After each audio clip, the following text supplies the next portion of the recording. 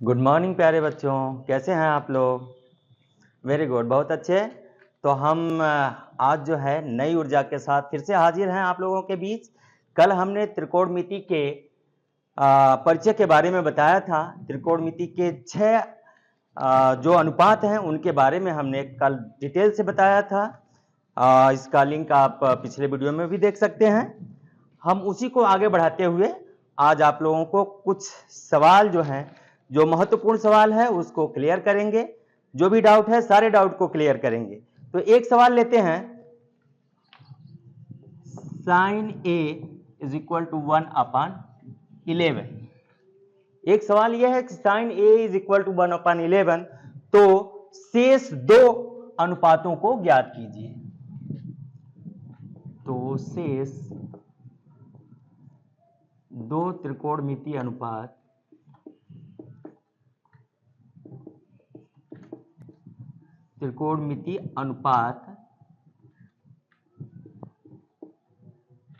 ज्ञात कीजिए।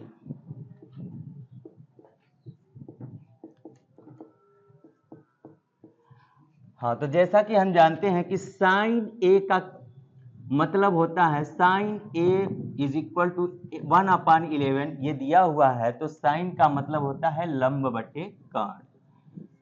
लंब बटे कर्ण यानी कि हमारा लंब दिया है 1 और कर्ण दिया है 11। तो अब हम एक चित्र बना लेते हैं, एक राइट एंगल बनाएंगे जिसमें ए बी सी, इसमें बी 90 डिग्री है। तो 90 डिग्री के सामने का जो भी कोण होता है, जो 90 डिग्री का कोण है उसके सामने की भुजा है वही हमारा कर्ण होता है। तो ये कर्ण हमारा हो गया 11। और जो हमें साइन ए पूछा जा रहा है, ए का मतलब ए के सामने की भुजा, ये लंब है, लंब का मतलब ए, यानी कि हमारा लंब और कर्ण दिया हुआ है। तो अब हम क्या निकालेंगे? आधार निकालेंगे। यानी कि आधार बराबर, अब पाइथागोरस प्रमेय का को अप्लाई करेंगे यहां पर।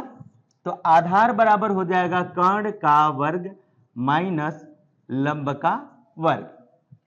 अब कर्ण हमारा है, यहां पर देख रहे हैं कर्ण AC, यानी कि AC का स्क्वायर माइनस ये लंब है BC, BC का स्क्वायर, यानी कि under root AC square minus BC square. अब इसका वैल्यू पुट करते हैं। अब यहां देखेंगे AC का मान कितना है? AC का मान है 11, यानी कि ये हो गया 11 का वर्ग। और यहां BC का मान है, BC 1 है तो 1 का स्क्वायर। अब 11 का स्क्वायर करेंगे तो ये होता है 121, और 1 का स्क्वायर होता है 1। अब इसमें से हम घटाएंगे तो हो जाएगा अंडर रूट 120। अब 120 को या तो ऐसे भी रहने दे सकते हैं या फिर इसको हम फैक्टर कर सकते हैं। फैक्टर करेंगे तो 120 का इस तरह से हो जाएगा, 2 से डिवाइड होगा, 2 6 जा, और फिर 2 से काटेंगे 30 हो जाएगा।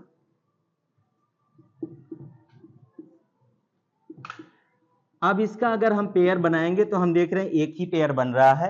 इसका मतलब 2 केवल बाहर जाएगा और बाकी सारी राशियां अंदर रह जाएंगी, यानी कि ये हो जाएगा 2 कड़ी में 30। ये 2 कड़ी में 30। अब AB का मान हमारा हो गया 2 कड़ी में 30। तो हमें आधार भी प्राप्त हो गया। अब जो 2 त्रिकोणमितीय अनुपात बच रहे हैं साइन के बाद, तो साइन के बाद होता है कास और टैन। अब कास का हम निकालेंगे, इसका मतलब हो गया कास ए बराबर, जैसा कि हमने आपको सूत्र बताया था यहां से, अगर आपको नहीं याद है तो कहीं भी छोटा सा लिख सकते हैं, लाल बटे काका। अब यहां से ये देख रहे हैं साइन है, ये कास है और ये टैन है। तो हमें कास निकालना है तो कास बराबर हो गया आधार बटे कर्ण। तो यहां से हम लिख सकते हैं आधार बटे कर्ण।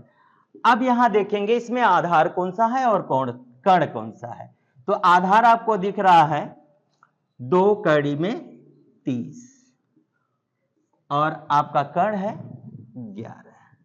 तो इस तरह से आपको प्राप्त होता है कास ए बराबर आधार बटे कर्ण, यानी कि 2 कड़ी में 30 बटे 11। अब फिर दूसरा त्रिकोणमितीय अनुपात हम लेते हैं, साइन के बाद कास हो गया, कास के बाद हम टैन लेंगे, टैन ए। तो tan a का देख रहे हैं लंब बटे आधार, लंब बटे आधार। तो यहां पर लंब हम देख रहे हैं, लंब हमारा है 1 और आधार है 2 कड़ी में 30, यानी कि 1 बटे 2 कड़ी में 30। तो इस तरह का जो भी प्रश्न होगा, अगर कोई दिया रहेगा, कोई एक त्रिकोणमितीय अनुपात दिया रहेगा, उसका मान दिया रहेगा, तो इसमें दो चीजें हमें पता रहेंगी, आधार कर्ण लंब में से दो चीजें पता रहेंगी, तीसरी हम इस फार्मूले से निकाल सकते हैं। निकालने के बाद जो भी है, जितना त्रिकोणमितीय अनुपात पूछा रहेगा उसको हम इसको सॉल्व कर सकते हैं आसानी से। अब एक और सवाल लेते हैं इसमें, यदि tan a बराबर 24/7 तो सिद्ध कीजिए sin a minus cos a बटे sin a plus cos a बराबर 17/31। तो अब हम देखेंगे ये क्या लिखा हुआ tan a, यानी कि tan a बराबर हो गया 24/7। तो tan का मान होता है लंब बटे आधार, यहां से हम लेंगे लंब बटे आधार, जैसा कि हमने फार्मूला आपको बताया था यल ए एल बटे के ए।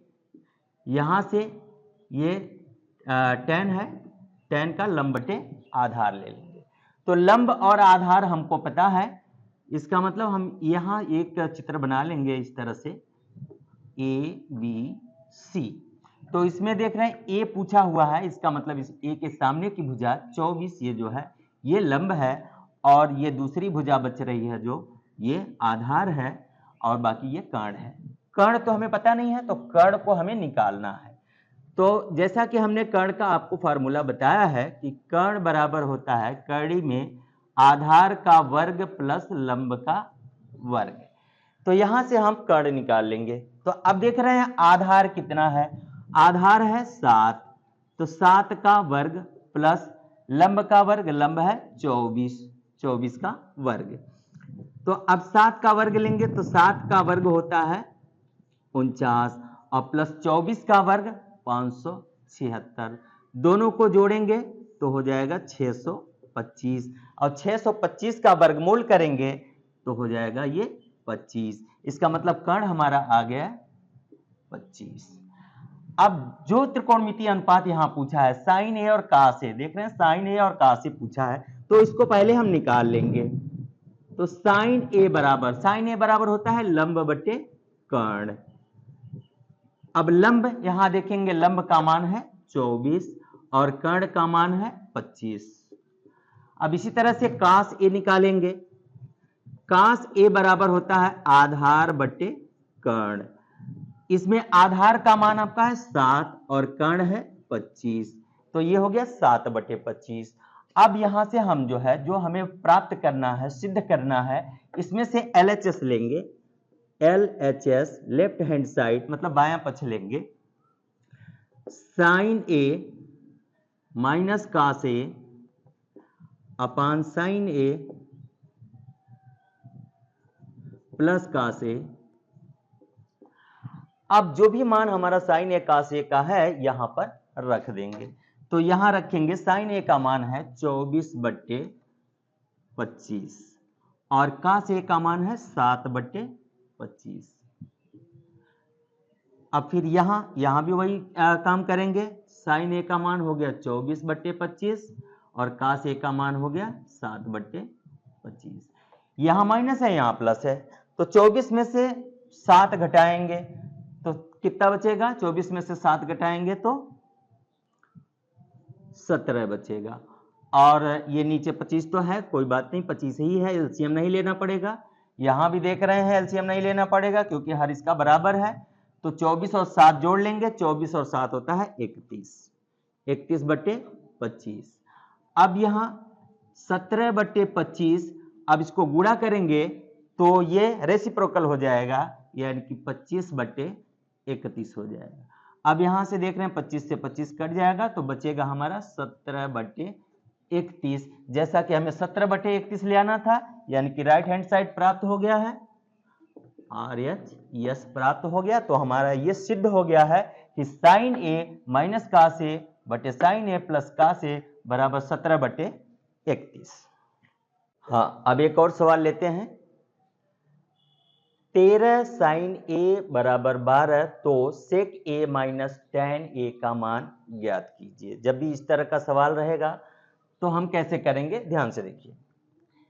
ये 13 साइन ए बराबर 12 दिया है, तो यहाँ साइन ए बराबर क्या हो जाएगा, इसको पक्षांतर करेंगे तो साइन ए बराबर हो जाएगा 12/13, यानी कि जैसा पिछले सवाल में हमने बताया था वैसे ही ये यहाँ भी मिल गया। साइन ए बराबर हो गया 12/13, तो साइन ए का मतलब होता है लंब बटे कर्ण। तो अब यहाँ हम एक चित्र बना लेंगे और इसमें दिखा देंगे लंब और कर्ण कौन सा है।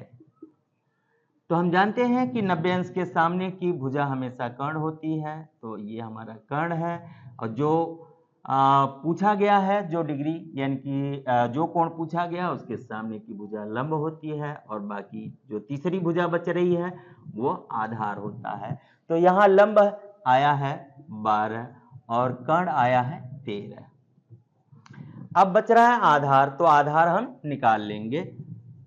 आधार निकालेंगे पाइथागोरस प्रमेय से। आधार बराबर होता है कर्ण का वर्ग माइनस लंब का वर्ग। तो इसमें कर्ण हमारा दिया हुआ है 13, तो हो गया 13 का वर्ग माइनस लंब है 12, यानी कि 12 का वर्ग। 13 का वर्ग होता है 169 और 12 का वर्ग होता है 144। इसको घटाएंगे तो बचेगा 25। कड़ी में 25 का मान यानी कि 25 का वर्गमूल होता है 5, यानी कि आधार हमारा आ गया 5 सेमी। अब फिर हम ये क्वेश्चन लेंगे सेक ए। अब सेक ए और tan ए हमें निकालना है, तो सेक ए निकाल लेंगे। तो सेक ए का मान क्या होता है, यहां हम सूत्र से देख लेंगे। तो सेक यानी कि ये सेक है, सेक का हो गया कर्ण बटे आधार, तो ये है कर्ण बटे आधार। तो अब कर्ण हमारा आया है पहले से ही, ये 13 दिया हुआ है और आधार आ गया है 5। यहां पर हम लिख लेंगे कर्ण बटे आधार। अब उसके बाद हम निकालेंगे tan ए। tan ए बराबर, अब ये tan का मान, ये है tan का मान है लंब बटे आधार, लंब बटे आधार। तो यहां से हम फिर लंब निकाल लेंगे। लंब हमारा दिया है पहले से ही, ये 12 दिया हुआ है और आधार 5 दिया हुआ है, इसको हम नोट कर लेंगे। अब फिर ये जो है हम उतार लेंगे अपना जो सवाल है, यानी कि सेक ए माइनस tan ए। अब जो हमने मान निकाला है सेक ए और tan ए का, उसको रख देंगे। तो सेक ए का मान है 13/5 और tan ए का मान है 12/5। यहाँ देख रहे हैं हम दोनों का हर बराबर है, आसानी से इसको घटा सकते हैं। 13 में से 12 घटाएंगे तो 1/5 आ जाएगा, ये आपका आंसर हो जाएगा। तो हमने सब प्रकार के सवालों को बता दिया है। उम्मीद करते हैं कि इन सवालों को देख करके आप सब लोग इस चैप्टर को कंप्लीटली हल कर देंगे, कोई भी डाउट नहीं रह जाएगा। धन्यवाद, मिलते हैं अगली वीडियो में। अगर आप चैनल पर नए हैं तो चैनल को सब्सक्राइब कीजिए, लाइक कीजिए। धन्यवाद।